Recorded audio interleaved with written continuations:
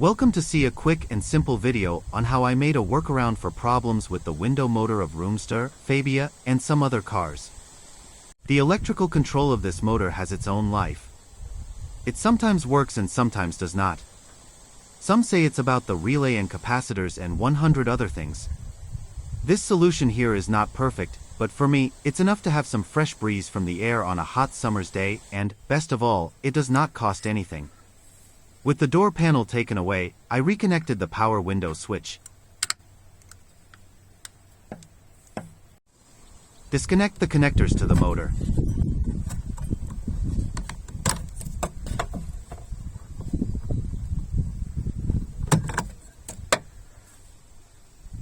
Then wait at least 15 seconds. Reconnect it.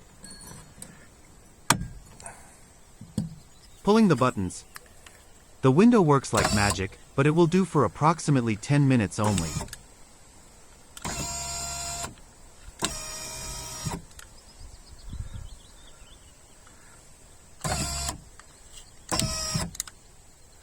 The same thing happens if you take out those two fuses for at least 15 seconds.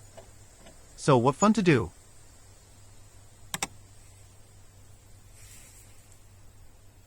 I will focus on this red and white power cable.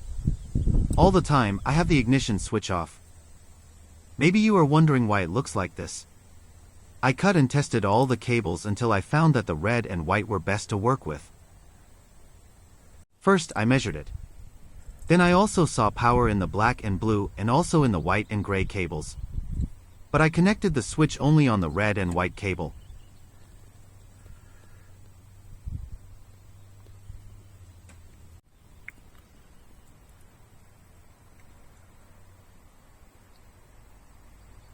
I found a power supply switch from an old printer to use and then made a hole in the door panel for it.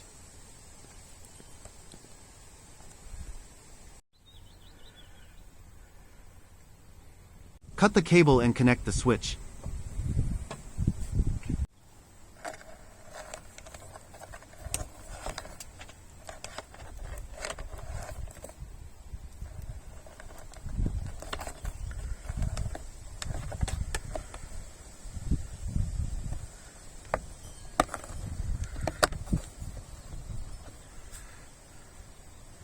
Some other used cables to connect the rest.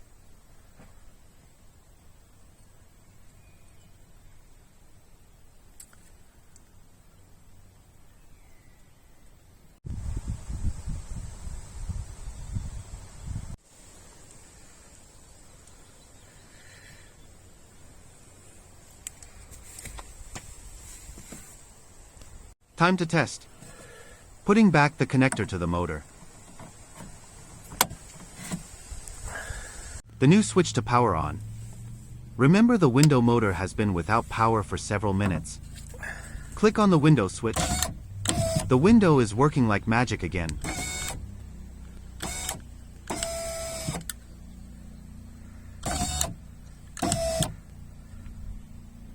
Over to the passenger door. It works like magic.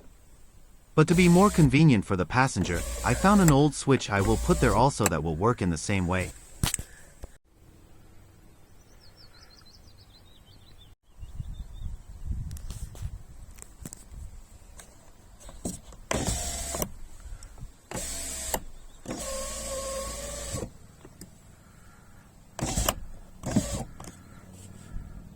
Back to the driver's side. It's not working. Okay, it has been over 10 minutes.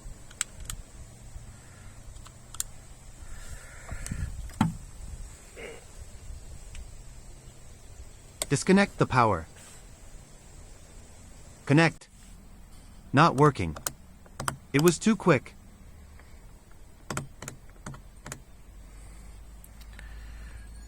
Disconnect again. Wait at least 15 seconds.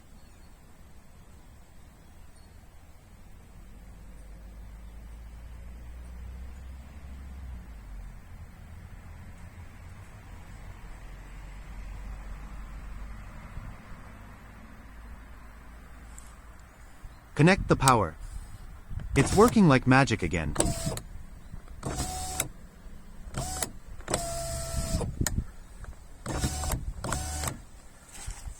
The other button on the driver's side for the passenger's side is not working, and I don't know why. Another alternative when driving normally with the window closed is most of the time leave the switch off and disconnected, and when you suddenly need to open the window, first, push the first button and then the other button. The window will respond immediately and then work for 10 minutes.